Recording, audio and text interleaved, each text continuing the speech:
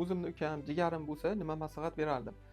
Taksi qiling demayman, chunki taksi qilish uchun RVP, VNJ, grajdanstvo kerak va hozirgi vaqtga agar siz bir yilda 2 tadan ziyod ishtirok qilsangiz, xod patentingiz bormi, studentmisiz, RVP, VNJingiz bormi, hammasini annuliruет qilib tashlaydi hozirgi vaqtga.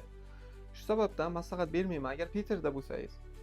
Nima sohada o'qisangiz, ana shu sohani ustiga bir joyga ish toping, xohlab bepulga ishlab, ishini o'rganing. Ili O'zbekistonga ketish baribir niyatimiz bor. O'zbekistondan hozir nimaga muhtoj? Mana hozir Rossiyadan qarasangiz bo'lar, Rossiya baribir 10 yil, 15 yil oldinda. Yaxshi biror ishni o'rganib keting. Men o'zim ham taksi qilaman, Xudoga shukr, taksini orqasida erishganman. Lekin bu taksi hozir bor, ertaga yo'q.